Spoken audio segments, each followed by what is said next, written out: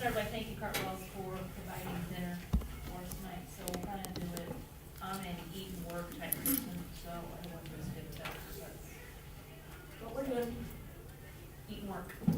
Yeah. Go ahead, Ted. Yeah, thank you. Excited to get everybody back together. Debbie and Gavin are here this time with us this evening. Just thought it would be a great opportunity for them to participate in the work session. I know last time we only really got done with 2 priorities, but we'll at least revisit those and review them. And I think last time you guys had asked some really great questions that I could have leaned on the 2 of these leaders here to help me with if they would have been here. So I'm really grateful that they're here with us to participate.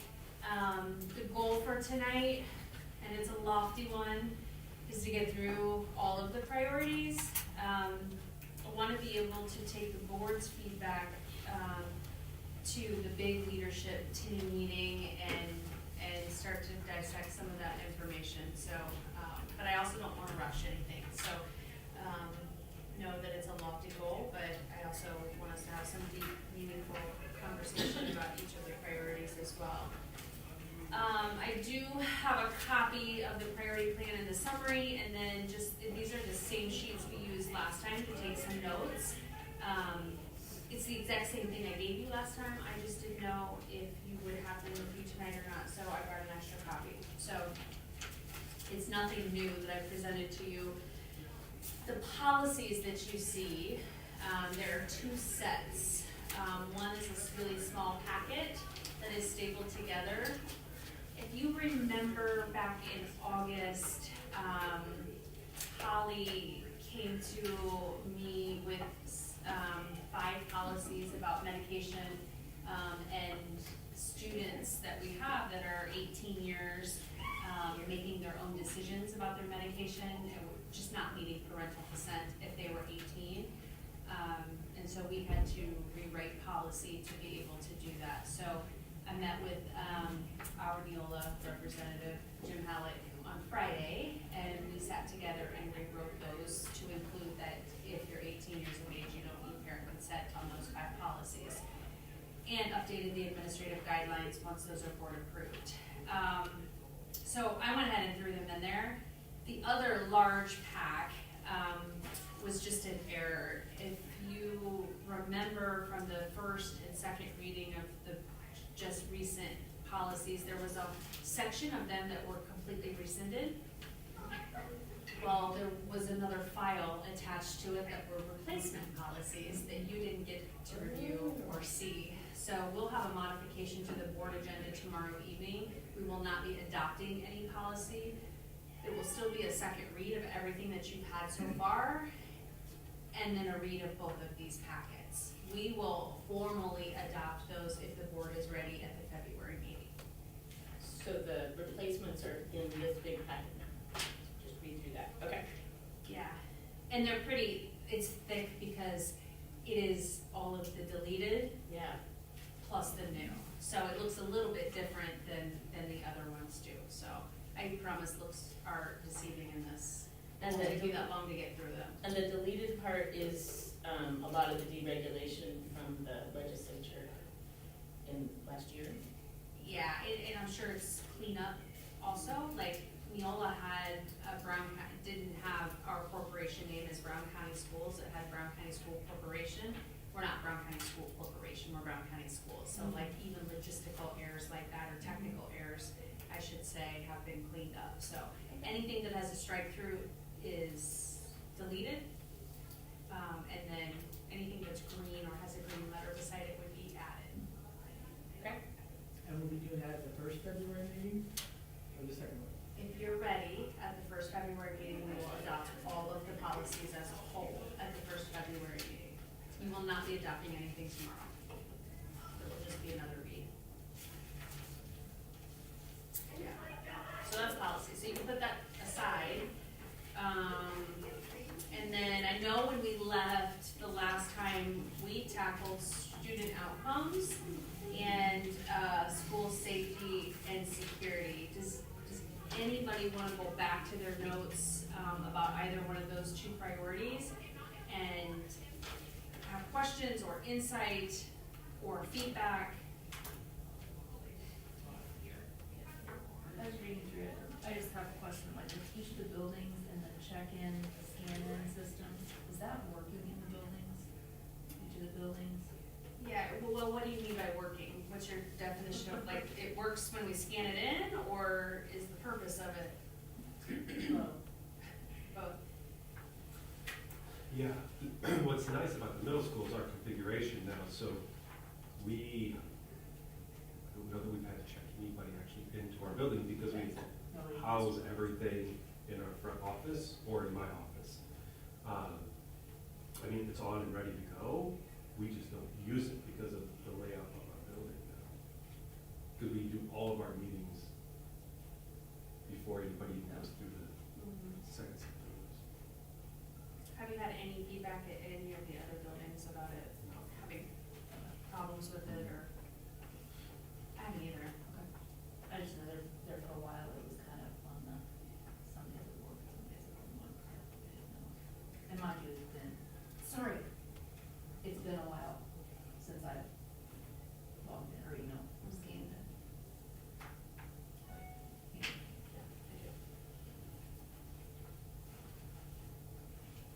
Good check on that, great. It looked to me like we didn't finish safety and security. I only have like 2 things mentioned on my notes, so. Yeah, I've got several things for, in the grow category. And I think our conversation, if I remember right, went to facilities. And does facilities fall under school safety and security, or does facilities fall under a whole new 7th priority? And I think that's where we kinda left off. And so welcome to our new safety and security specialist as of tomorrow. We talked about volunteers having to go through more rigorous background or, not background, training. We talked about youth protection, with our coaches, all in that same realm. Fire departments, facilities, of course, and then active shooter and just threats in general, just growing on what we currently do. Yeah. Gavin, do we still use Alice or do we use something Yeah. else? As a district. Okay, pretty much the same as, Yep. yeah, okay. Can everybody speak up, because I really can't hear you guys. I asked if we still use Alice, which was the system we used when I was here.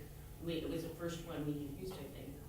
And, that stands for something, I can't remember, but it is sort of the, what to do, it's an acronym for, and then you teach that to the kids in case of an active shooter. Or, even also your shelter in place. Yep. So, So I'm gonna go out on a limb here, and it might probably not be appropriate at this time, but have we ever thought about I know we have a resource officer. He's usually in town, correct? But my biggest fear is the surrounding elementaries. What is we got officers, limited officer to the county to begin with, let alone a resource officer. But my fear is Van Buren, for instance, that's where I'm from, we have an active shooting down there. The response time, as far as, getting an officer there, that's my ultimate fear, of course, but if it does happen, we're talking at least 10, 15 minutes before we get somebody there. Has there been any look into, and I've been told not crazy, but having a teacher there that's on? No, as a district, not had any internal conversations about arming staff, I'm not saying the whole staff. I know. I'm saying like a trained. a staff member. Yeah, that if something like that was to happen, I mean, we're talking, that is a fear I've had for a while, because I remember it could be done easily, but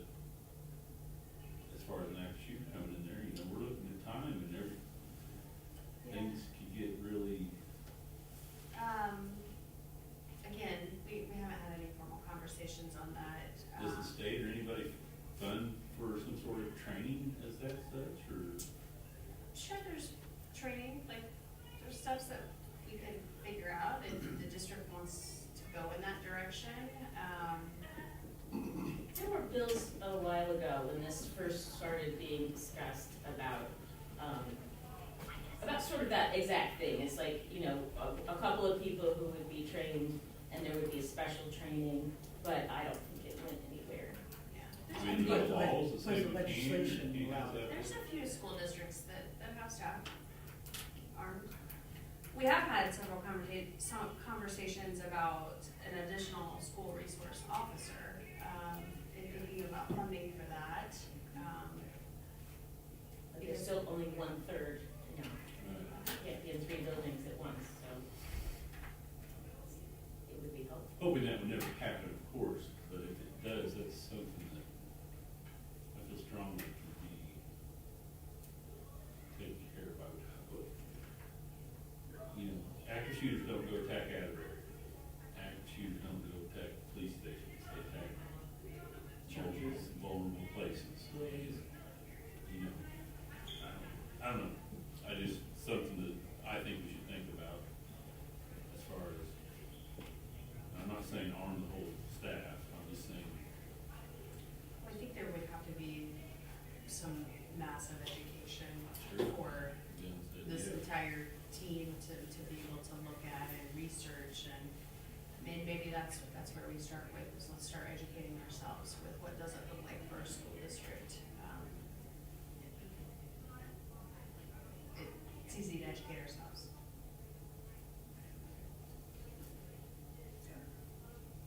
I mean, you know, we have our officer here, but that doesn't guarantee, something happens, that doesn't guarantee that there's enough cops in town. Because they're out all over the place too, you know, and usually these ones around, but, you know, the sheriffs are all out and about, because I see them when I'm going around out and about, so. And I've discussed with you before you being on the board, there's some sort of training. We got fire drills, we got tornado drills. I know we probably have an active shooting drill, but there needs to be an intense training, I feel like, on that. I really do. What does intense mean? Like a shock and all, like, hey, But there are laws about what we can do with Okay. kids I in the didn't know. building. I do know that, we just had our safety audit that validated that. Now, we could probably do some, like, volunteer, right, in some scenarios that are not during a school day, and have staff here if they wanna be here. I've been a part of those at previous districts, and they've been highly impactful, so. I think we've talked about that a couple different times, so. Local law enforcement does that in the schools. Is school administration in on that? I think if they want to. Okay, because they have done them in our, They've you know. done their own training here. Yeah, I think part of the purpose is that they need to know the layout of the building, Right. right? Like for you to plan your response, you have to already know where's the closest entrance and, you know, what do we need to block and, you know, how to do that. So I think that actually is really important because it can be any kind of emergency in the building. Yeah. You've got to go, you know, a room's on fire or something like that. But I guess I remember we had, I don't know if it's called a safety audit, but I remember the time when we had Paul Studing come through. And, you know, we did several things after that, and I thought that was really valuable. Actually, to go into each room and talk to the teacher and say, here, because every room is different as far as your liabilities. And Doug, when I was here, we did it at least once a year, but we actually got behind the tables, everybody had to be in their position. When I was in Columbus, we did it every period one day because the kids move around and you need to know what it was like in every classroom. And that was heavy. It's important, but it also is really hard to talk to kids about. That's what I have for notes for school safety and security. I think the biggest thing for us to think about is, do we push facilities in under that priority and together, or is facilities completely separate?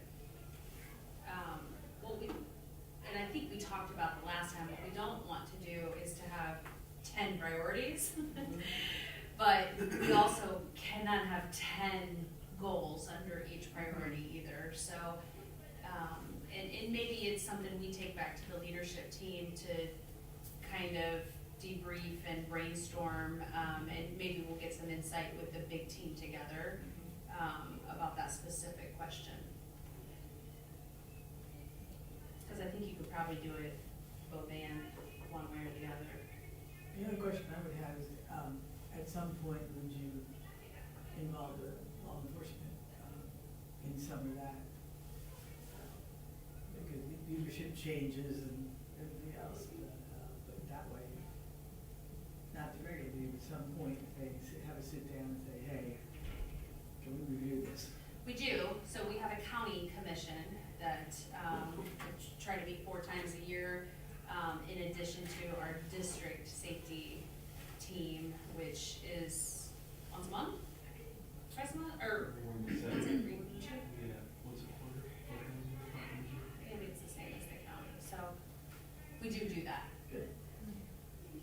And, we'll talk about tomorrow in an update, but we were randomly selected by, Department of Homeland Security to do an audit of Brown County High School's, safety plan, and so Debbie, Gavin, Sarah, and I met with them last Wednesday, for a few hours, and, Was that planned or unplanned?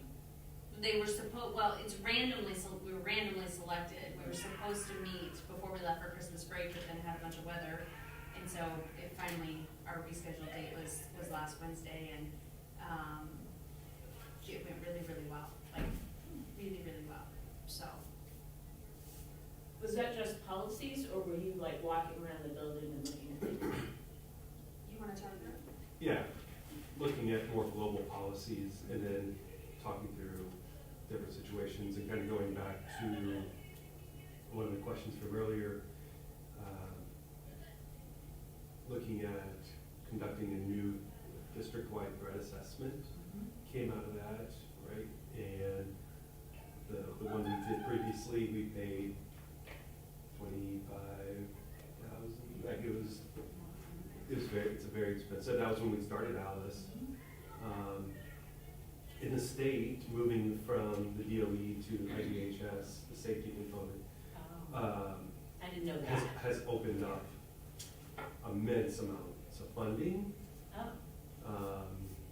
for trainings and different areas. So one of the things that they talked about was the ability to provide us a document that we can use for our assessment and being able to do that. So that would be a huge, for our threat assessment. What does that mean? Document? That we can go through and walk through all of our buildings like we did with Paul Sooting. Yeah, oh, like a checklist. Now we have like an official document that we can audit our buildings with. Okay. That comes from people who do that for a living instead of educators. Right. Is that the difference? Yeah. Oh, I'm sure there's educators involved in it. Yeah, no, but I mean, instead of, you said the department changed. Okay. Yeah. That makes, I would see that makes it. And you said it opens up funding? Yeah, so now they are providing more trainings, more safety trainings across the entire state. Somebody offered us up to also do some trainings. Always.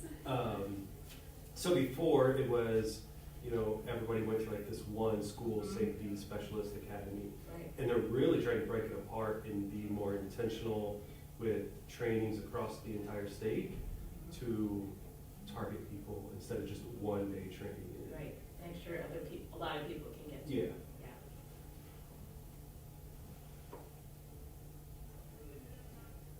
Well, I mean, I guess I would go with where it goes is, I think, up to you guys. And as you fill out this new position, Yeah. which does have a facilities component though, so. Yeah, it's together in the position, that's for sure, so. Just wanna make sure you guys didn't have a strong preference of it's separate, or that goes together, or it is okay. What sector of this? Safety and facilities, do you want facilities completely separate and on its own? Do you feel strongly one way or another? You will, You can't have one without the other. in my opinion. Okay. You look specifically at certain components here versus there, but, you know, it's just like, you can't have school if you don't have custodians keeping it clean, electricity, you know, lights on and all that stuff. But I don't think we need a separate, But, a separate priority for it. I think if you can incorporate or at least have a bullet that somehow addresses the facilities, I Yes. think you can cover it there. I think so too, and I think just Gavin and Debbie, for your information, really talked about at the last work session that we had, like all of the goals that come under each one of these. We need to be really intentional at how we write them as SMART goals. So it's more of physical data to present versus a narrative of anecdotal data. So I guess just be picky. Okay, we good? Do you want to move to Let's move on, yeah. recruitment and retention of staff and students? I think we just briefly touched this,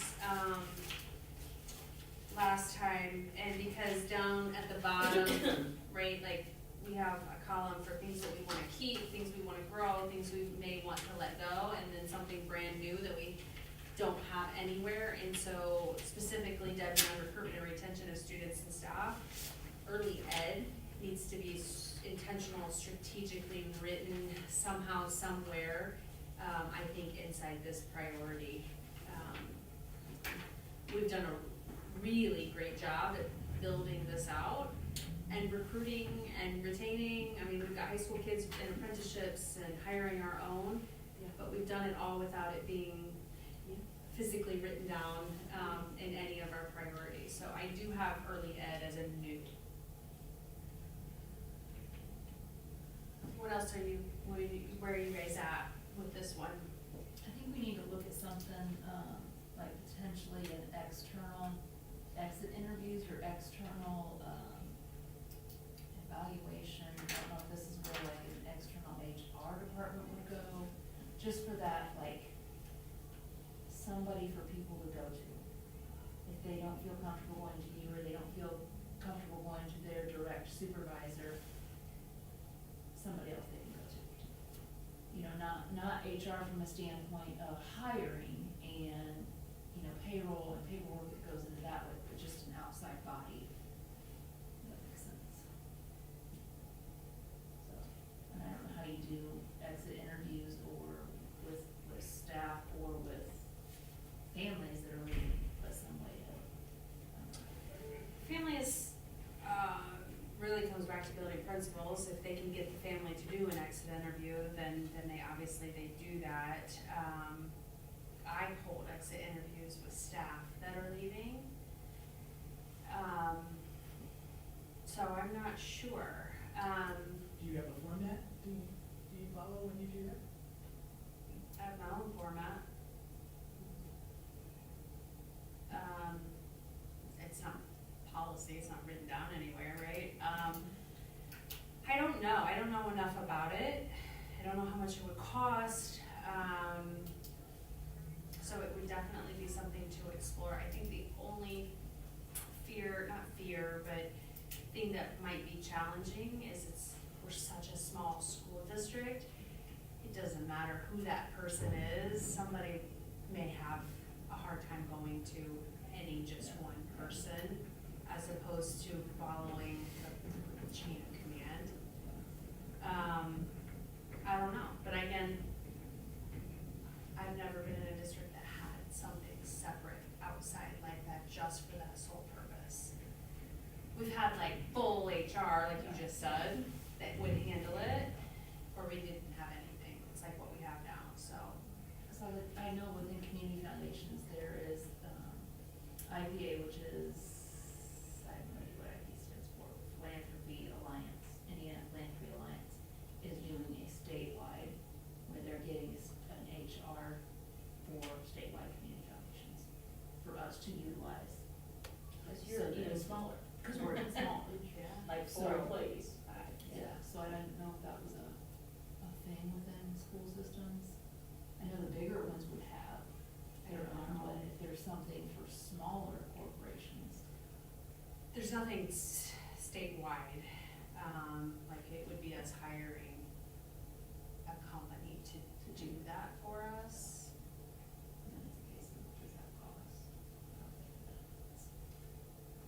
I was also thinking, as you talked about data, like how do you collect data from that, right? Because that is important. Like, what are the trends that we can see that we've had this many employees who have left and 5 out of 10 of them say, this is a problem. And you're doing that anecdotally, but again, if there were some way to sort of, I don't know, The information. a survey, but of course, it's the obvious answer we all come up with, but I just think that would be very important, and the same with families, like, is there some reason? And maybe if they're writing it down rather than saying it to you, they might, that sometimes is different, it's still not gonna be anonymous, but it would at least be, like, I don't feel like I can talk to him about this, but I'm definitely gonna circle, the one I don't like this part of it. I don't think anybody's turned me down a staff member.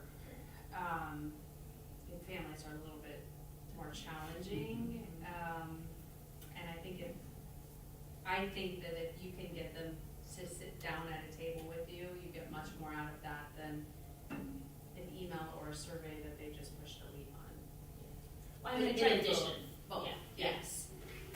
yeah, definitely you don't wanna miss the conversation, but sometimes people aren't, they don't wanna hurt your feelings, Yeah. too. We are all Midwestern nice, and so we don't like to say anything to somebody else, like, that would hurt your feelings about the school district. So I'm not gonna tell you the real reason, but oftentimes people have another reason they're not talking about.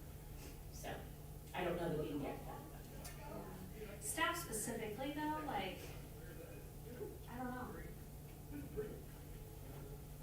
Every exit interview I've done, I don't think anybody was shy to tell me. In fact, the floodgates Do open. you know what I right? mean? So, I don't know, I don't ever want anybody to feel uncomfortable and like they can't go to their direct supervisor. I just don't know if I just don't know how that will solve it. But I've never experienced it either, so I don't know. I would love to hire an HR company to do all of the HR. Like, we need help with You have a lot of onboarding. employees, yeah. That's hard on our central office, and we miss things, and there are gaps, and we are a small school, so sometimes we do make exceptions, and then it messes up the system, the process, and so I feel like even year 5, right, it continues to be, it's not perfect. Has a school district ever had, because right now there's multiple people doing HR stuff, correct? Yeah. Have they ever had just one person or like one entity doing it? Like, it's been a couple of people. Nothing that the service centers offer, like they have a service, sometimes they'll do something at scale. But Yeah. I mean, I didn't know if it was a case of where there was like a Kelly that, Kelly Services that could do it. I don't think we've ever had it. I know we've never had it, but I'm not gonna. There was always something managed up at the White House and up the chain. And I think, oh gosh, over the years, central office has been, It's a lot larger. yeah. So if, there's just so much, that's why we're all sharing, hence, sometimes we run into roadblocks or challenges, but, it would be amazing to have one person, and that's what they did, right, was the hiring and onboarding of new staff. and it's not really constant. I guess a lot of board meetings there are new people. Yeah. But it's not like necessarily full-time, all the time. No, it's really summer. Summer's really hard. I think September's really hard too, right? You're trying to get it all and cleaned up of who you don't have hired, and then towards the end of the semester, right? So it goes in pockets, but like, right now, it's just this Google form where the supervisor will do the recommendation to hire, right? They fill out the packet, yeah, all of the materials, the license, the background check, right? And then it goes to a series of people for approval, and then we'll finally hit Julie and Christy and David and Jimmy all at the same time, right? And then you're just dependent upon people getting it in by what board meeting, and sometimes it's at a last minute push because we need a new staff member to start, but it's not enough time for Christy or David or whoever to get them ready to do it. And so I think it just always feels like it's a hurry up, here you go, let me know what you need. And then you gotta wait for the criminal history, I mean, it's not all in your control, you have to push those out to the Yeah. BCS or whoever you send those to, and you're dependent on them. And I'm sure the summer is slower because all teachers are needing the same things. And we only have one board meeting in July, that slows that down, but I think that's different than what your original idea was, right? But it sounds like that's a need too. It is a massive need.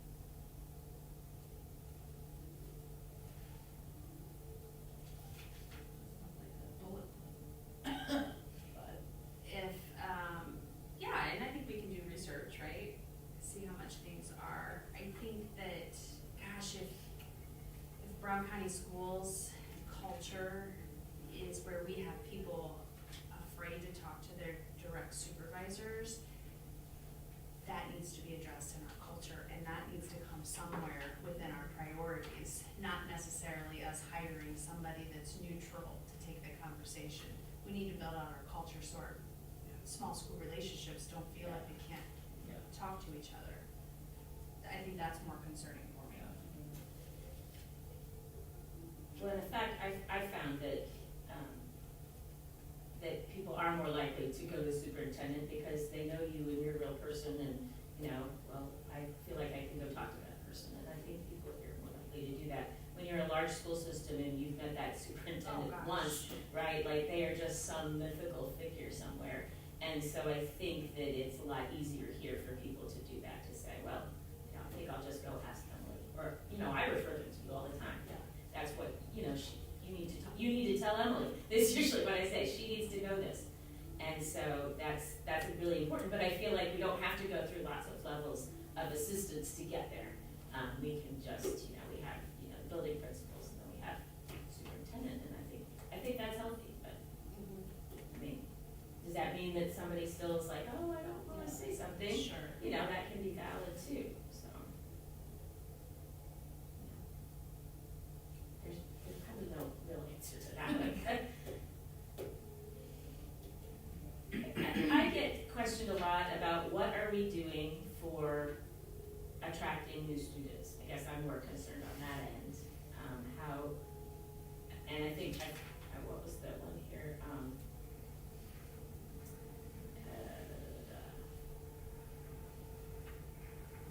Well, I'm not sure that's really there.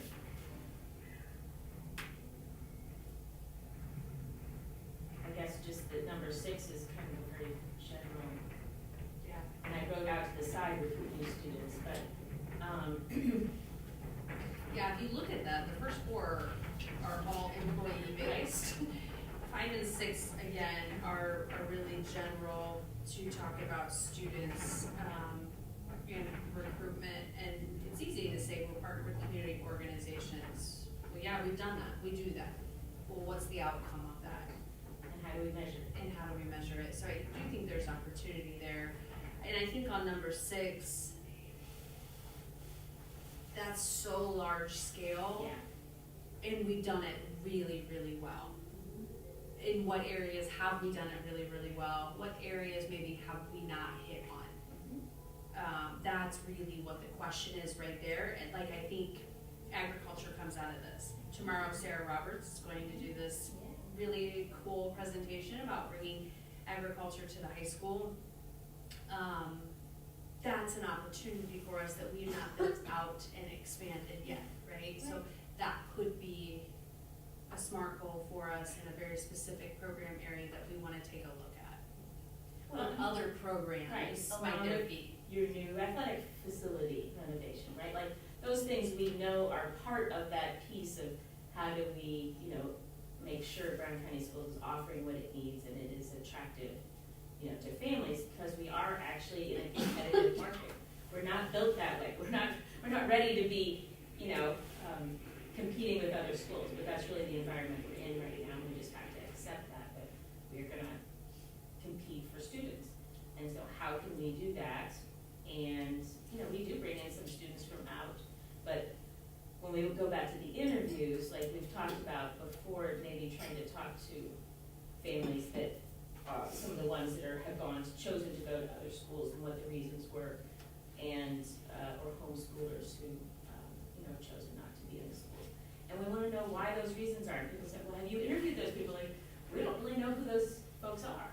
And so you know, again, I feel like maybe even countywide, that's something when we talk about like, what are we doing for housing? Well, you know, we're all interrelated. And so what is it that is keeping people besides cost, right? or inventory, but what else could be keeping them here is, you know, the school decision, and what is it that they don't feel like they can get, or, you know, what is it they do think they can get here and they want to be here. So, Are there other programs you guys would like to see us explore? Go ahead. Okay, that was, I thought there was some discussion about getting back to, for lack of a better description, carpenter. You know, carpenters. Construction? Thank you. Just like, oh, I could just see the guy, so that's why I was just like, what's the, yeah, construction type, things, because, again, right now, still, the skilled trades is a, very, good opportunity for people with jobs and things like that, so what can we do to assist kids that kind of want to go that way? Yeah, well, we did just hire, that was one area that we did expand this year for middle school and high school. So Lucas Howard was the educator that we hired. In fact, Morgan and I met this morning about doing an article on him building birdhouses and picnic tables and selling them, Cool. which is in the works. So oh, nice. I'm glad you said that, because we're trying. Yeah. Well, and I know that you know, we've started Morgan with some part-time duties. I mean, a lot of it is actual advertising, Yeah. right? And having a budget for that.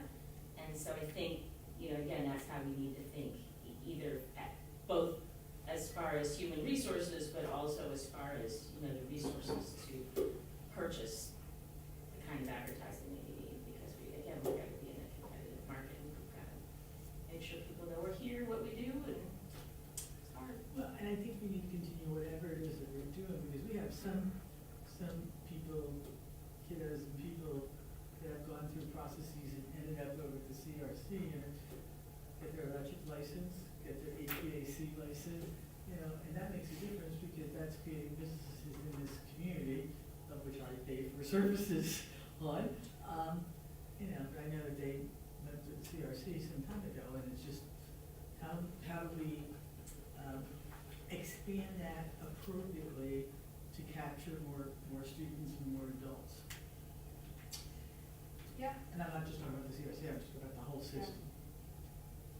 So, I think not only FFA and agriculture, I think we need to be able to, that's already offered at other schools, but I think, it's my personal opinion, maybe I'm wrong, but I would love, and this is me, and I know this for a fact, that heavy equipment, CDLs, that should be something that's looked at. My brother-in-law works at Dave O'Mara, good buddy works at E&B Paving, I know a bunch of guys that work at Milestone. Those guys are disappearing at a rapid rate.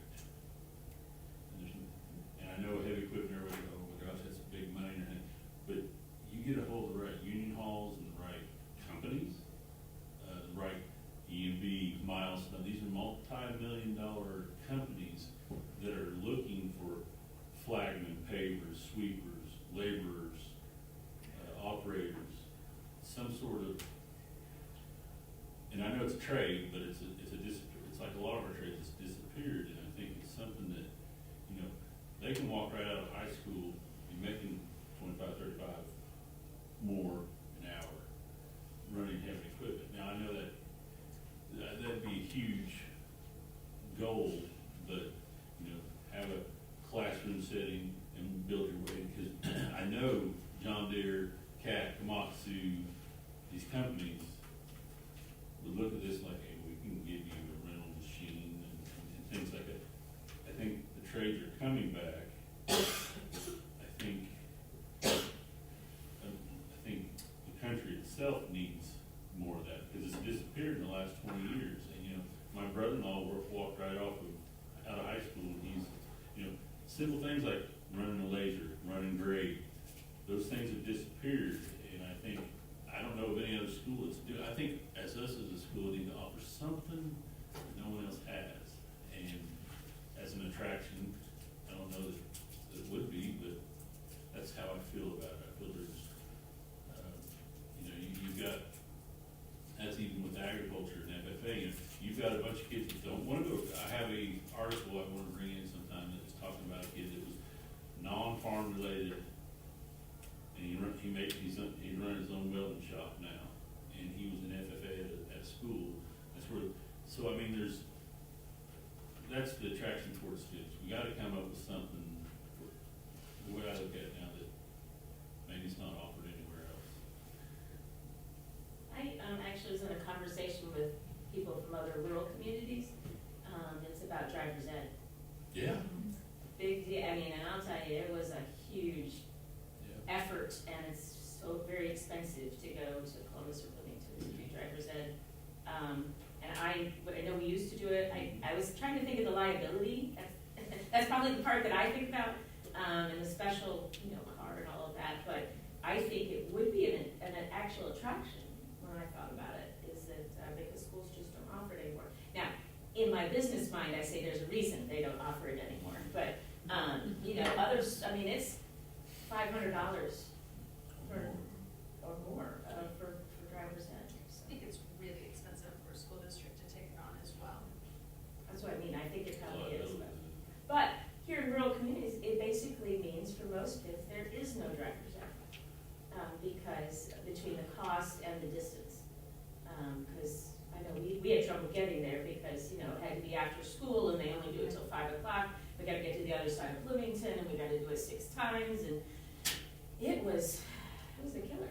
And even that's even with the classroom part, they now do online ahead of time. So anyway, I'm sure it is, but again, as you're talking about things that would benefit our kids, and you know, I think about them a lot on Brown County roads. You know, that scares me.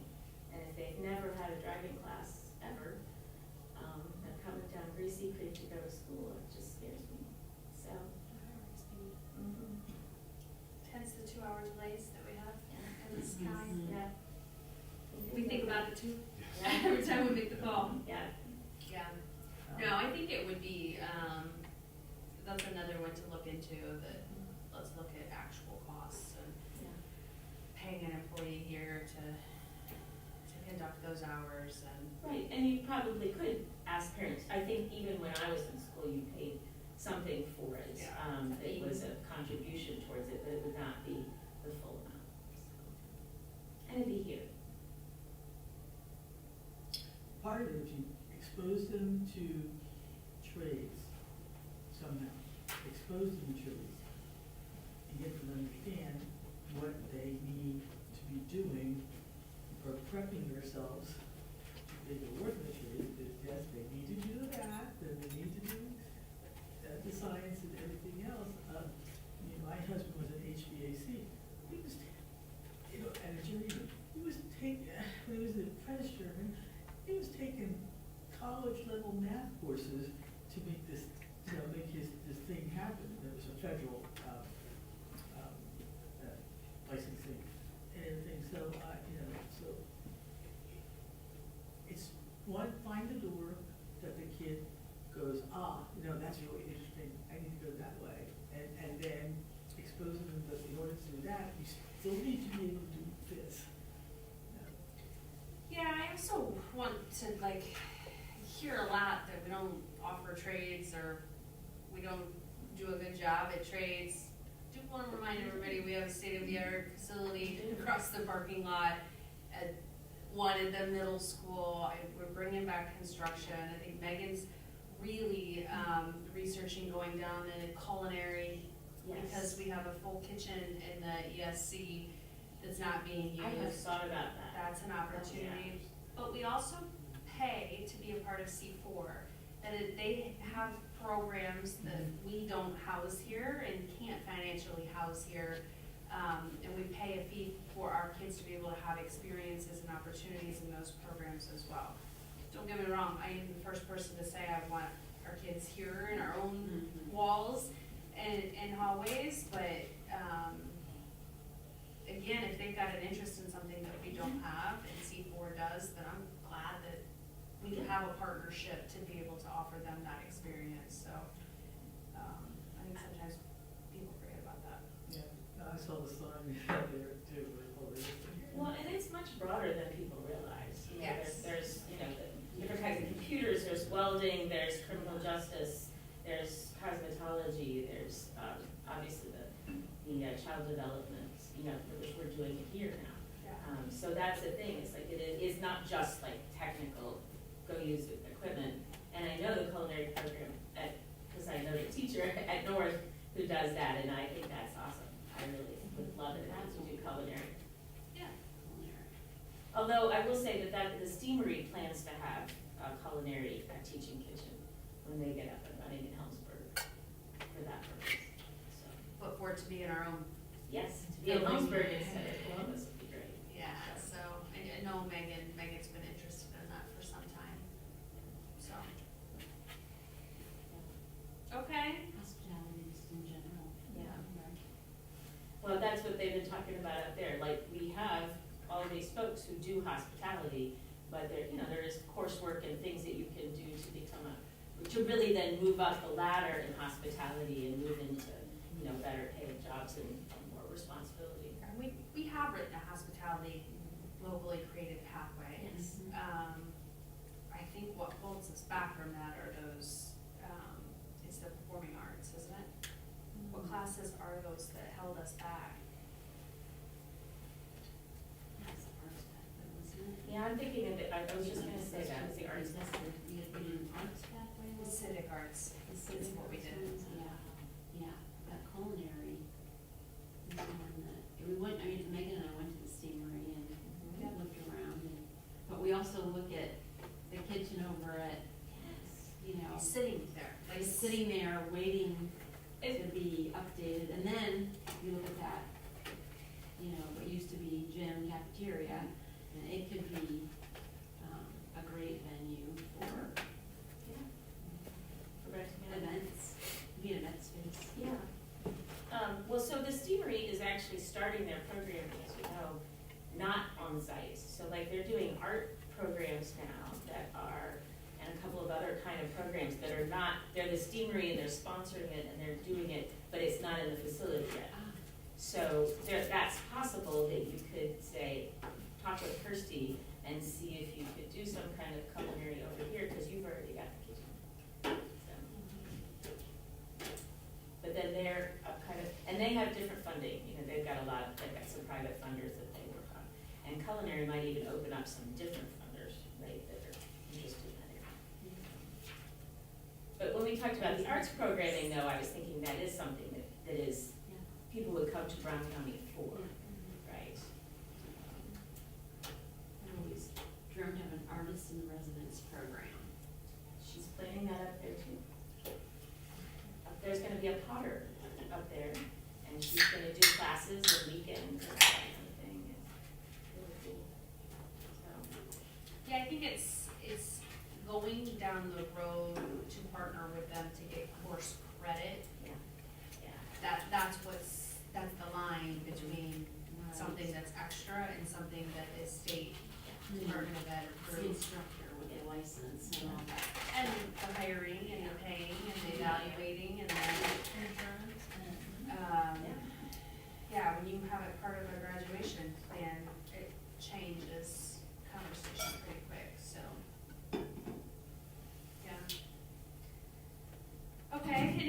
on this one? Is it possible? Let's take a company like EUV. If they pay for the teacher, the students walk out working for EUV like an intern. Is that doable? I think if the company signs the MOU with the school, that says the school chooses who the instructor is, and then they make sure that they are qualified and they have an actual license to teach it, right? Then yeah, I think there's always a possibility. Just curious. And there are different types of licenses, right? Like, it doesn't have to be a teacher's license. I mean, if they could have a specialist license, they could be an adjunct license. I mean, there are different pathways or different routes to get there. So I know in Germany, when you turn 14, you get a chance to choose where I'm headed at 14. That's a true apprenticeship model. Yes. In class, like, that's my comments made by, they're taking 14-year-old kids, they go they do the rest of school, but under kind of like class, and then they walk right into a job. I'm just brainstorming. Maybe I'll make this Well, and the state has been imagining that when they talked about legislation, but the problem is that they just wanted, in my opinion, the problem was, they want to just hand the money to the business and say, kids get credit, and there was no way to really determine whether or not they were getting anything out of it, whether or not they were, being supervised, whether they were, all those pieces that then the school wouldn't be able to say, hey, I don't know what you're doing. That'd be the difference between Thank you for dinner. bringing a person from EUV paving, let's, Yeah. for example, probably, maybe shouldn't be a teacher. Okay. Yeah, so, but that was it, is it put it all on the business owner, and I think also we found somewhat that everybody has these great ideas about internships and apprenticeships, but if you've ever had an intern or somebody work with you, it is quite a bit of extra work, and a lot of folks are just like, I just don't have time for that, I'm on a lean staff, and I don't really have time to sort of, That's the challenge. teach that, yeah. Is to find the partners that will come alongside you and go through the whole process. A lot of companies require 18 years or older also, so that is a challenge. This county specifically, transportation is a challenge, Right. because a lot of places are outside of the county. And so we worked really hard to build them from within, right?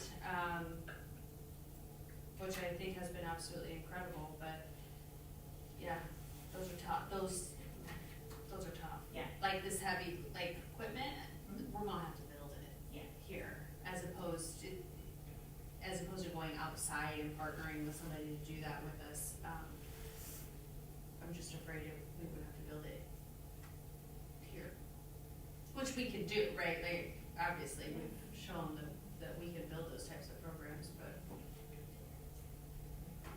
we're in a unique county. But still, I find that a lot of folks, say, oh, well, you should just do this.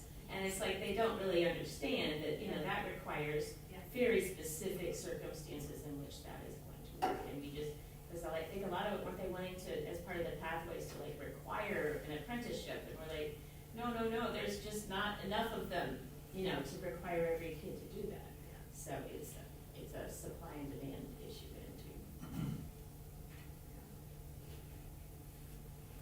Okay, anything else on recruitment and retention of staff and students?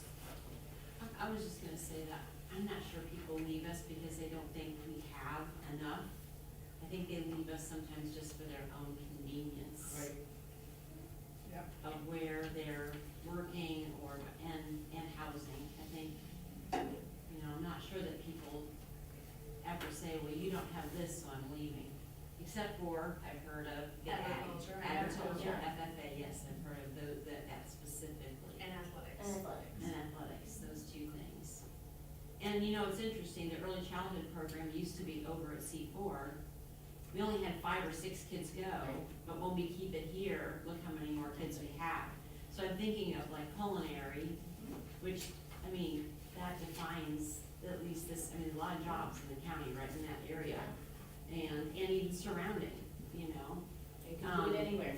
And you think about how many kids go over there for culinary, that really isn't necessarily a predictor, it's how many kids would stay here for it. Yeah, right. So, Well, and it's once hard. it's here, you can sell it. It's hard to do the C4, like you just really have to plan for it, like in your freshman, sophomore year, knowing that junior and senior year, you're gonna have And if to you do fail abbreviated classes schedule, they and- gotta be in the morning. It's a very tough scheduling thing to get it there, and then I think they feel like they're missing out on whatever's happening here.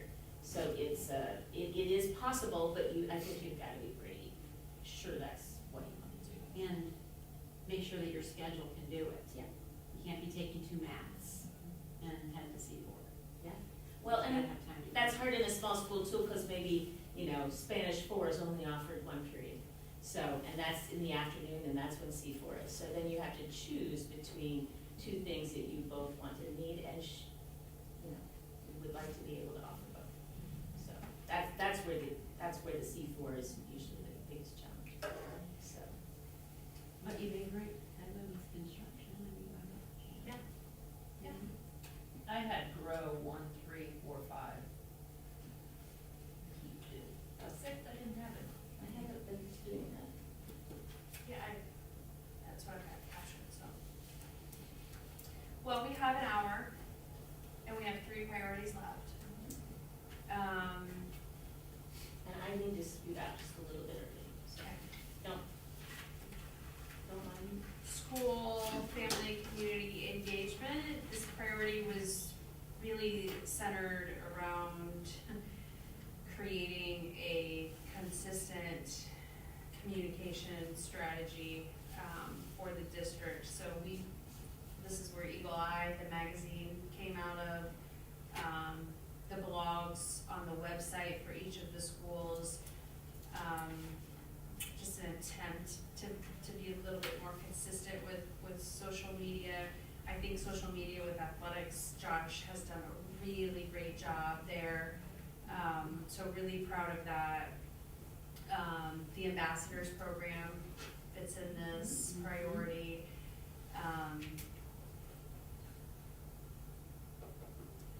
I would agree with the Josh because I'm not a technology person, but I caught a lot of that more, especially with wrestling recently and all of that, which I like what's being presented.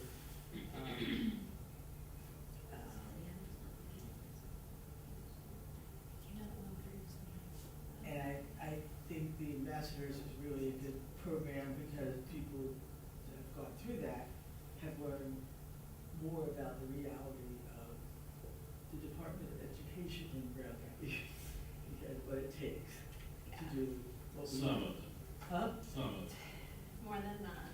right, I agree. There we go. I Yeah, think well, 5 is. Some people you cannot change no matter Yeah. what. 5 is a definite keep. We plan to hold, we wanted to do something different this year with the ambassadors, and maybe getting cohort 1, 2, and 3 together for, to help provide some input even on this, and then starting back up next year with a 4th full cohort. So I think 5 is definite, a key. Number 4, we've worked on this the last couple of years where each of the schools, we have final forms, which tracks any kid in an athletic. But we thought if the schools could also add any academic or other ECA, so we could who is connected or engaged in something, and who is not, and why aren't they? And so we've built out final forms to be able to do that. I just don't know if we as a district have come back together to actually look at the data. Kelly does it, Shane does it, Greg does it, right? Gavin does it for the middle school. Sarah probably doesn't know yet at the high school level, but to have intentional conversations of what's the percentage, how many kids. I think also in the same breath, each school has worked really, really hard to create, you got an idea for a club, we'll figure it out. In the same effort to be able to help get all kids kids engaged in something. Yeah. So I think again, it will come back to just looking at some of that data. That's what I wrote down as 3 and 4, how and what, because I wasn't sure how it was being done and what the final district's choice was. Yeah.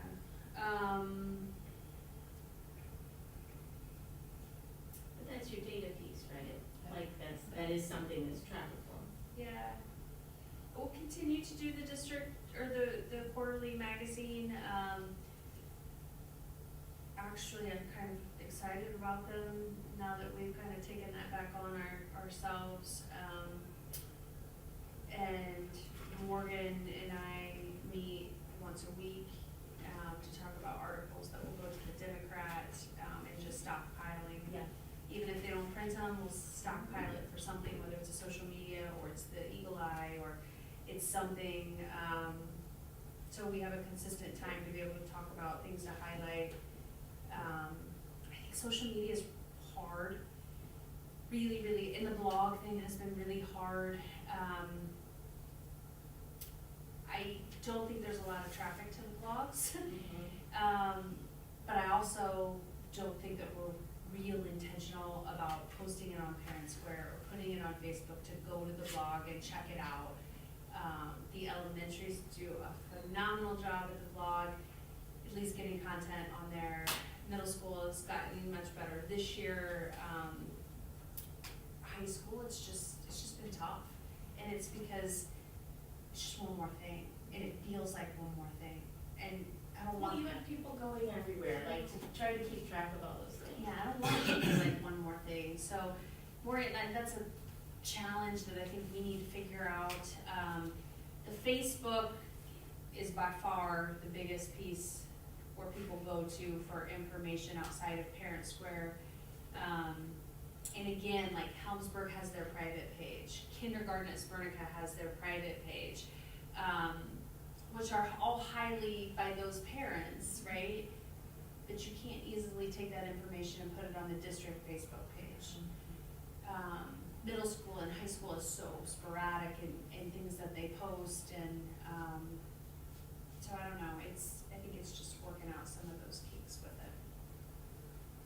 It just has to be someone that you have to think about it, like, my job is to take pictures, my job is to go to all of the events, right? And then if you have, but it really almost takes that, otherwise you're gonna cover one place more than another, or, make only athletics and not make other things.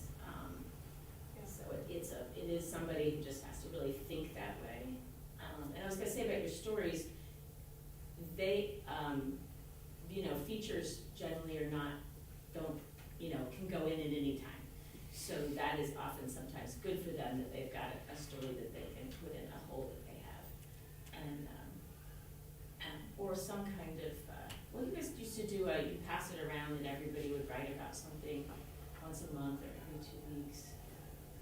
That's useful too. But we have a position now, so that doesn't have to go back on the principals Yeah. and directors. I think that piece was tough. Yeah. I know it's only 1 or 2 a semester, but it's one more thing. It's on a calendar, it's pushed up against a deadline, and It's stress. writing, yeah, it's writing.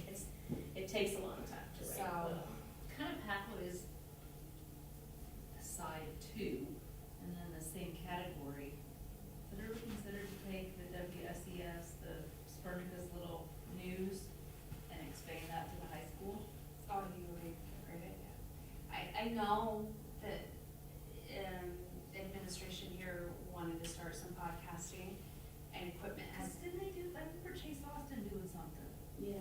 They're like, It has that's- been sporadic over the years. There'll be a, short period of time, or where there used to be, kids really. And we purchased equipment, so it's here, it's just, it's time, it's, Sarah's done such a great job all by herself, right, for a few months, and, so I think that's, You're still down one, right? yeah, we're still down one, so I think there is opportunity there, for sure. I'm just thinking of that, Because because I I'm do, married. I do a class, then it gets done, so I do, Yeah. But we have to have a teacher. Yeah. David had my year.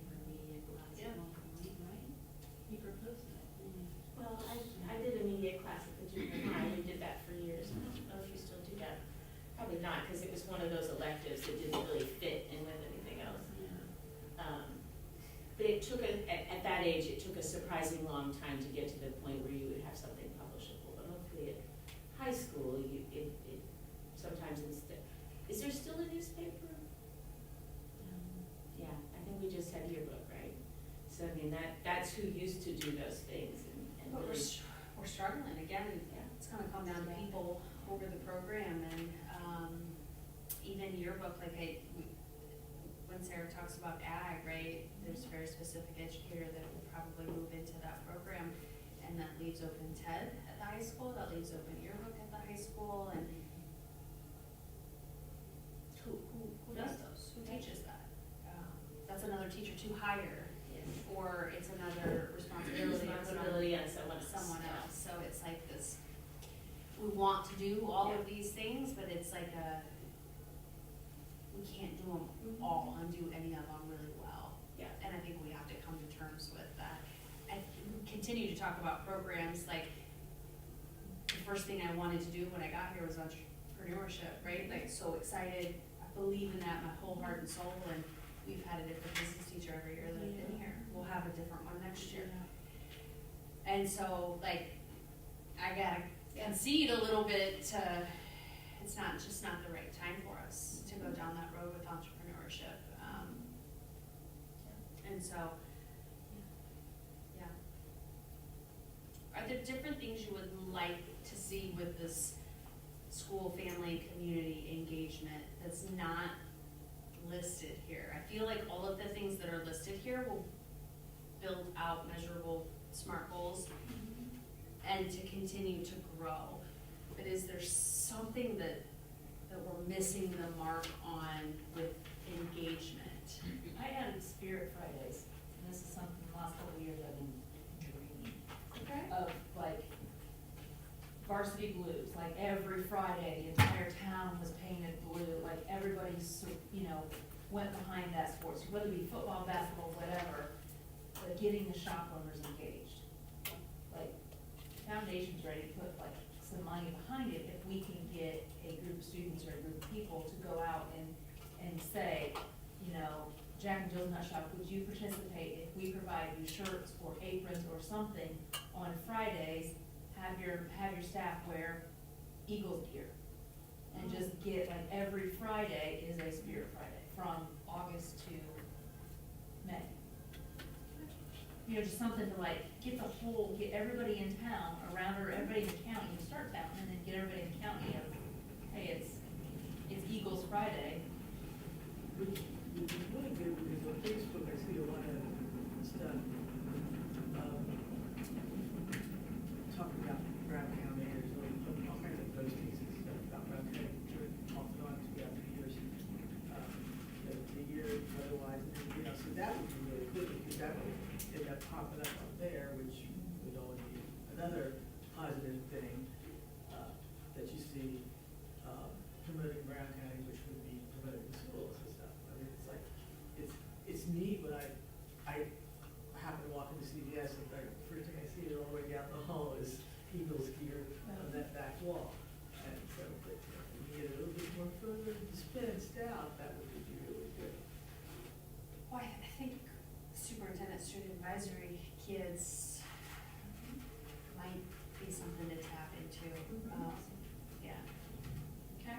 So, just Alice and I talked about it for the last couple of years, and it's just a case of, we run out of time, every year. It's, we do that, so. Okay. And they need to present at whatever business meeting that those different town people have, so that, not just hitting each little spot, but also hitting groups. I like the schedule that Josh is doing for athletics, because again, there are so many athletic events that unless your kid is in it, you're not really paying attention. But maybe, again, trying to get everybody to a single game, like we always talk about homecoming, used to be that game, I don't know, it doesn't have to be homecoming, but something where you were gonna do something that was gonna bring more than just, the students and the parents. And that would be like a focus, like, hey, we're having Spirit Fridays, and then on this Friday, we're all gonna go to the football game, the basketball game, or the soccer game, or whatever. That would be really cool. Anything else for this priority?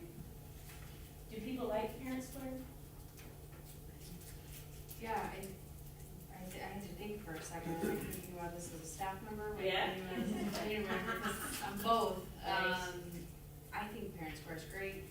I think the challenge we run into with Parent Square is the abundance of stuff that goes through and people not thinking it's important. So when something really important needs to go through, I'm Yeah. hoping that they're looking at it, right? Those are things that I fear about sometimes. So it's like making a decision, what goes on Parent Square versus what goes out on the Facebook. Or, you know, in other traditional methods, right? So I think that that's the hard part is like, what is, well, I would say, what I think the opposite effect has happened is that therefore people say, well, I didn't know school was closed today. And then they'll go, well, it went out on Parent Square. Well, only parents and staff get Parent Square. The rest of the community doesn't know. So there was a day when you closed at 8, and the why depends on your schedule. And, you know, it's a late closing or whatever. And so folks who, you know, are older, they're retired, they're not paying any attention to that kind of thing.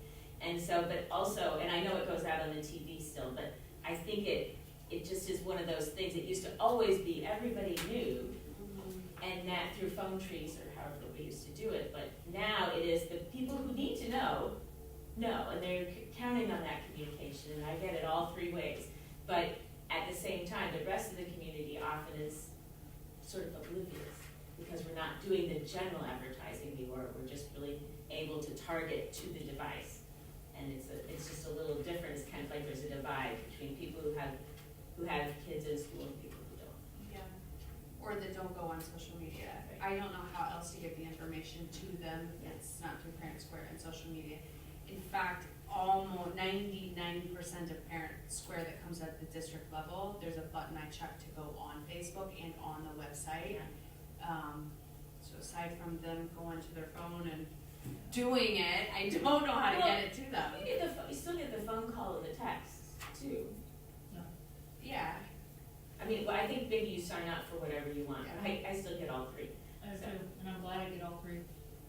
Because sometimes I ignore some of them. But we did hear that in some of our ambassadors, some of the older Yeah. community members don't know how to get some of that information, and What was their solution on how they wanted to get it? there wasn't anything that came about. No, And we talked about like, TV TV stations still, still, right? Yeah. yeah, but that's only gonna be a closing or a delay, like anything else is not going on the TV. Okay, well, I know when she said Yeah. that we closed at 8, you know, I was just saying, Well, but everybody was already there. Like, it was one of those things, it was, you know, a very late one, but, you know, so, and which is great, you know, as you know, the earlier you can do it, it gets out more easily, but it's not always possible. Yeah, I think one of the, like, we had talked at one meeting to do like a subscribe, like to our, Eagle Eye Yeah, newsletter, yeah, so we got through that, so. yeah. But that's a good idea, that's a really good idea, because they can handle it like, just like any other newsletter for any other organization. Well, we used to have the Democrat was really active in having that stuff out, and that's not the case anymore. That has so- been a massive difference from Yeah. just in the short time that I have been Mhm. here. I have seen it be really engaged to Nothing at all. almost nothing to, I think they're trying really hard now to put some things in there, or to get stories, or at least to contact us, first, so it feels like that's coming back up, more than where it was. Well, they used to have a reporter assigned to schools, like, they can't do that anymore, so. And not, I mean, somebody is, they're reporting on every school board meeting. Not always accurate, but. I will say, the last meeting I felt misrepresented at the last meeting, the budget meeting that we had, because, when I talked about the deficit and the surplus, and being a deficit of $900,000, last year, it isn't reflective of our everyday budget. It's grant funding, it's bond projects, it's whatever it was that was a Cash on one-time hand at that thing. moment, right? But it felt like the articles made it sound like we were in deficit spending by almost $1 million last year, which is not accurate. Oh, yeah, and you should call me Yeah. when you feel that happens. Um, Because she's doing it often from the live Yes. stream, she's not actually Yep. and they're not at the planning commission meeting either, they used to be there at a regular basis. Okay, we'll move to happy staff, happy students. This is probably one that needs revamped altogether. I will say, in my opinion, I feel really strongly about this one. I know everybody's got a different definition or version of what happy means. And this one's hard because I don't know how to measure, right? Like, we can send out a survey if people are actively engaged in the corporation, actively disengaged in the corporation, and, but we haven't done that. So, Gallup is a national, It's like a survey on testing. and they are, they specialize in workplace engagement, family engagement, student engagement, hope, all of those things, which makes it a very desirable survey to be able to give. It's just something that's been pushed off of a priority, from day one, so we give, and we have given students the Indiana Youth Institute survey, which is kind of a different survey, in my opinion. We've just not done anything with the actual data. Well, we're gonna do it again, and Holly's gonna really take the lead on that. So I think that will change, because we'll have somebody that is in charge of leading it. But I don't know that that's what this is, what I'm trying to capture. I feel like anything we make on our own is not research-based, it's not standardized, it's subjective. It's, again, not somebody from the outside coming in and doing a climate audit with kids or with staff, and so just struggle with it. I think when we made that, I mean, you had just gotten here, Emily, you hadn't been here very long, right, when we first made that goal. Way before, I mean, think about this, we didn't lose anybody, any staff over Christmas break. And we usually do. I think that there are some foundational things that you had to do and you've done now with salary and with, like, that you all have done that have made people generally happier. I mean, you kind of had to start with that first, that foundational. And that was post-COVID, I was 21. Yeah, I mean. Yeah, so you have to think about the day she came in her first meeting Right, about think masks. about, we have been plugging the dike, right? After spring break, we'll lose people, after a holiday, and we didn't lose one staff member, one teacher at least, over the break. Yeah.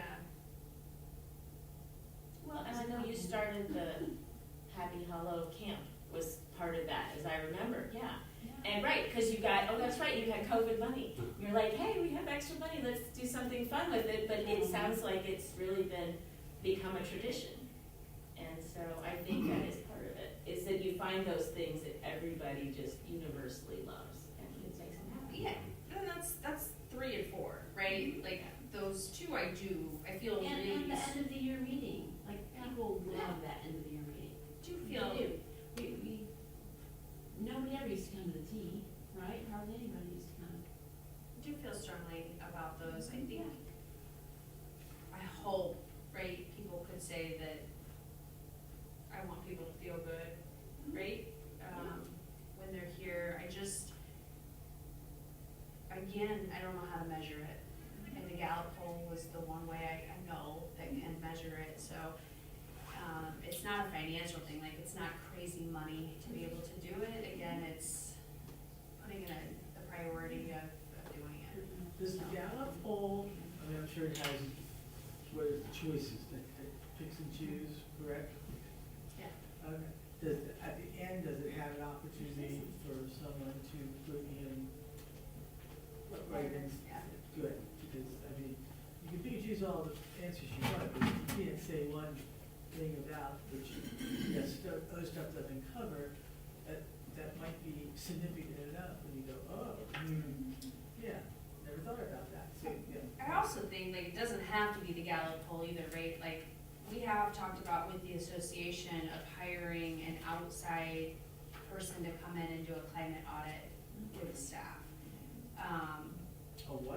climate audit. That's what I thought I heard you say. I think the association attempted to put something together last year, but it was just so far and few in between the buildings' participation back that it wasn't accurate. They can't do something with those results, and it's just an online that somebody created, a survey that somebody created, right? So I wonder if somebody externally came in and actually did a climate audit, how different would that be?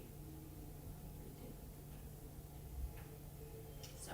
My kids love Fun Fridays.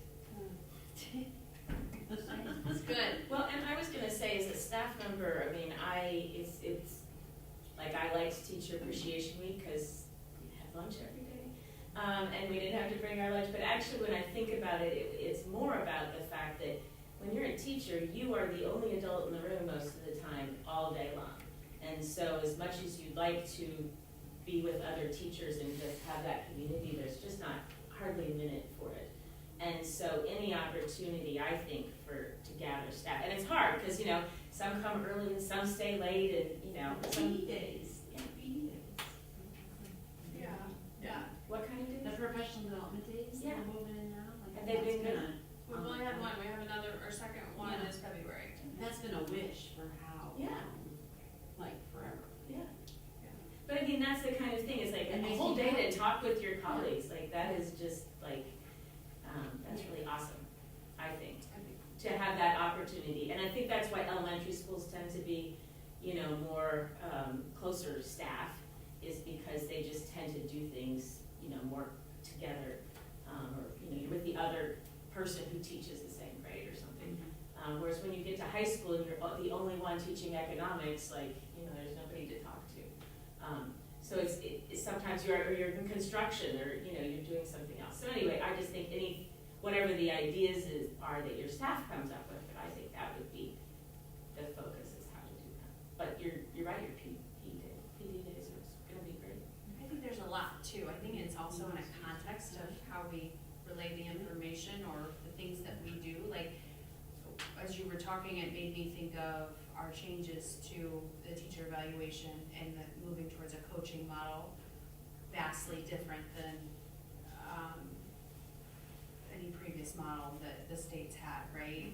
And so thinking about, is that an intentional strategy that is helping actively engage teachers, as opposed to keeping a group of them actively disengaged because they don't believe in it? Like, we need to know that somehow. We have to, like, how do we gauge that information from staff? Yeah. Well, when you were doing you never come up with the letters, thank you, NIAT, that was, I mean, I got calls almost every day of, you know, people because instead of being collaborative and, you know, coaching and feeling like you're working together, it felt more like, you know, difficult evaluation. It was either boring or it was unfair. Like, there was like no middle. And so I think going the middle collaboratively is really better.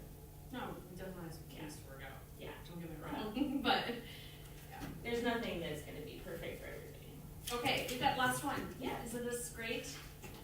This is great. Fiscal responsibility. It's I gonna, left that one for last. it's gonna be an easy one.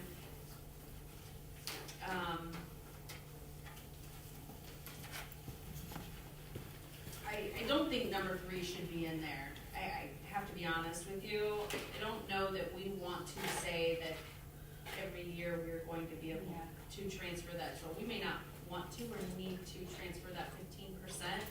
So I think that needs to go, let go, actually. Now, we have a resolution, a board resolution that says we can do that, when and if we need to make that decision, but I don't think it's a part of our priority plan. No, we have the option, it's not a black and white definitive, and I agree with that. I think for number 2, I think it's great to maintain a minimum of $1 million balance in rainy day fund.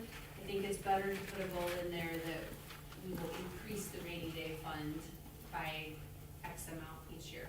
We don't put anything into rainy day fund. like, we're not strategizing to hold money to put into rainy day, or how to grow it.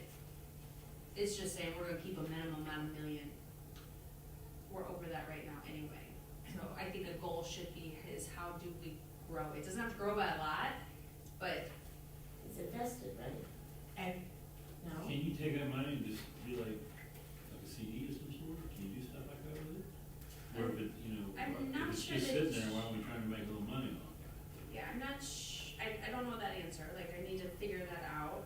I think we asked that at another, there's At our some money budget that can be meeting. invested, but I don't know if it was that one. So I know like I the think fire we- department stuff, we got, we don't touch it, let it build on its own and deal. But we do have that $5 million that's sitting in that trust Indiana, and that we're getting, what, 200 and some in interest Okay, a that's- year. Yeah. A portion of that interest money goes into the education fund every month. Can a portion of the portion be put into the rainy day fund? So at least something's going in there, to let it grow, so. And the other thing is to re-communicate as the opportunity arises, what is the rainy day fund, because people don't understand. Well, I think that's actually number 4.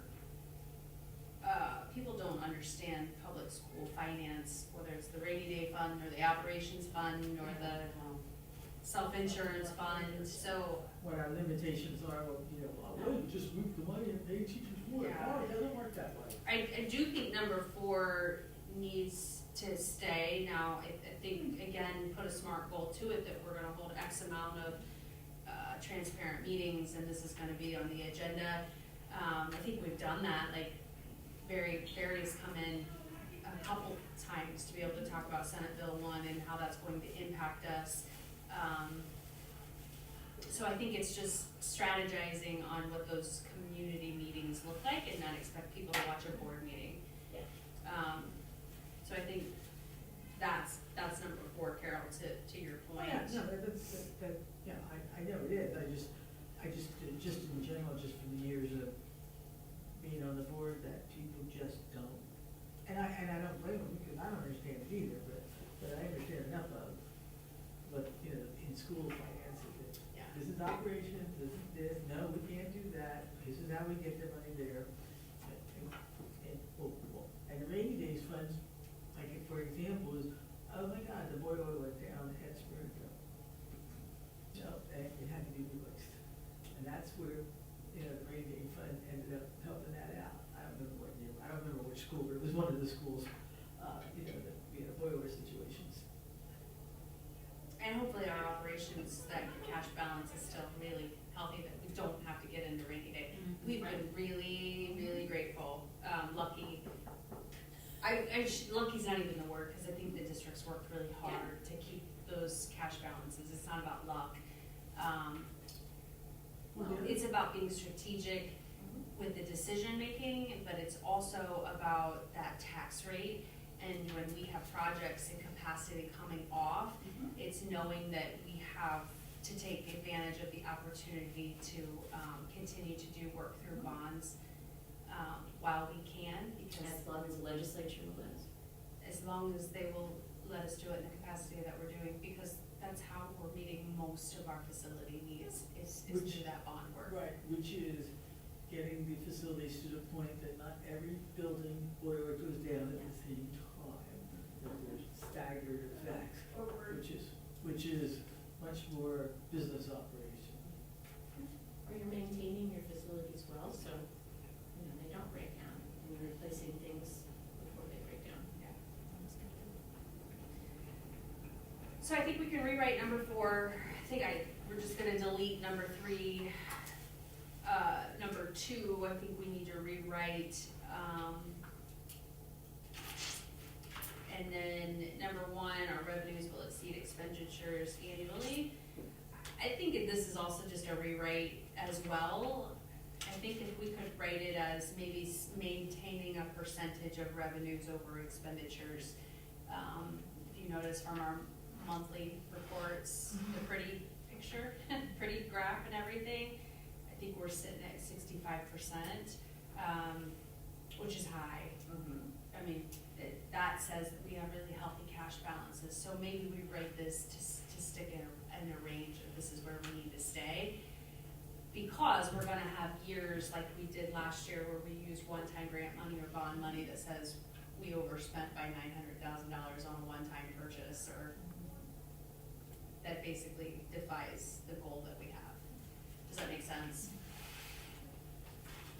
Well, and I think that leads back to your community engagement. We are doing better than most school districts right now, and so I almost feel guilty because they're all like suddenly struggling. Well, that was us 2 years ago, but now, we are managing the issues that are coming at us, and I think that message doesn't get out. It's still, people don't change their opinion from 5 or 10 years ago, and so they think that's still the case. But I think we're doing better with less. I think what? Doing better with less. I describe it as we've been coming down each year the way we needed to as our population shrunk. And I think other schools, one next door in particular, just didn't do that. And so now they're having to cut, and then add the property tax cuts, and then we'll add losing some referendum money in 28 to that. And so they're just really in bad shape. And their teachers didn't get a raise, won't get a raise for 2 years, and they're actually losing their special ed funds, and there's just a lot going on, and they may rift. Yeah. So they are just like really at that crisis point. So then I look at us and I go, thank you. Like, you guys have done a really good job of navigating that, so. So I appreciate that we're not having to have that emergency discussion. So, And we have a team of people. yes. Right. We have the best team of people to help us with policy analytics and Ice Miller and Stiefel. Like, they are the ones that make it work for us. So. Well, but stay I think forever. then how do we get, as we always say, how do we get the good news about Brown County schools out there in a simple way? Like, there's the discussion, how does school finance work, but there's also, to put it into simple language, here's where we're at, here's why we're doing well, and here's what that means. I think that's important, particularly, I would say, post-referendum. Like, we're into referendum money, people ask, where's that money going? Going to exactly where we said it was, which is staff salaries, but I think we do need to talk about the new positions that you've created, the ones that we filled, the programs that we're able to do, and again, get that out there, probably in little bits and drabs, and then kind of pull it all together in a single piece, so. Yeah. Is there anything on fiscal responsibility that just missing?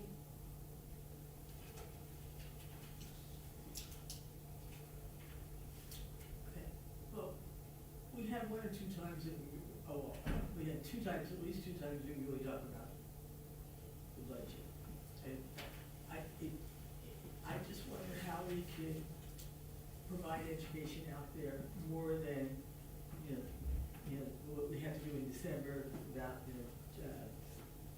rounding out the fund. I know we had to do a change, all that stuff other than, end of the fiscal year, we approved transferring money and stuff. I just think it would be nice if somehow, at least one other time in each semester, that the report is out there on how we're doing or not doing. You understand what I'm trying to say? It's kind of hard. I think we can, Janice and I talked about the second board meeting of each month to be able to just give a really brief update on a fund report, which kind of shows a month to date and a year to date on the 5 major funds. I think that's a step. I think to do like a financial state of the schools once a semester is tough because it's like 18-month long of a 1 year budget, right? And so it's easy to tell the district where the district's at in current time. That change overnight. But so it's tough. I do think though, Carol, getting back to the ambassadors and making the public school finance either an entire day or session that we have, or maybe it's a little bit of finance at each of the meetings. So then we get that cohort of people that understands a little bit more, a little bit more, a little bit more, in just the foundational understanding of it. Yeah, because people don't understand how much, this business of schools is regulated by those up there in Indianapolis. Yeah, and I also wonder, like, it would be cool, and not just on the financial aspect of it, but like any part of it, like just a outburst, or a small burst of a, hey, did you know? Yeah. Yeah. So I mean, in little That's pieces. exactly what I was thinking. Even like By the way, infographics of, I envision buckets. Oh, we have a bucket. You know what I mean, like that. the graphic of the buckets, and then Yeah, where the money comes from that goes into it, and then how it's come, how it can come out. yeah, yep. I had seen this. Anything else? It's from ICP, yeah, I just went to a thing, I was gonna say, if you guys are, really are interested, the Indiana Coalition for Public Education is just awesome. I'm just amazed at the information they're able to provide, so, I think it's like a $25 memberships or something, but if you guys aren't members, I love their information. They have the best graphics during, they're really good at getting information out during the session, but all year round. They're the ones who have the funnels. They're really good at, they're the ones who have the graphs that show how much money we've lost over the years to charters and vouchers. And they show, here's where we would have been and here's where we are. And it tells you an exact number that for each school district. And it also has another one for how much you anticipate to lose, like for SEA 1. So it gives you this very easy graphical information that you can use to talk about school funding. And I just think it's a great organization, so that's my plug. And that's where the stickers come from too, so. Well, I tell you what, like our next steps, again, we plan to take this back to the big leadership team, and let them have some ideas, thoughts, questions, take it apart and just start a process of some SMART goals around it, and then be really intentional with our teachers, and so we'll keep on that. Anything else? Is there a motion to adjourn our work session? So moved. Second? Second. Meeting's adjourned. That's exactly what I needed to leave. Thank you very much. Thank you very much.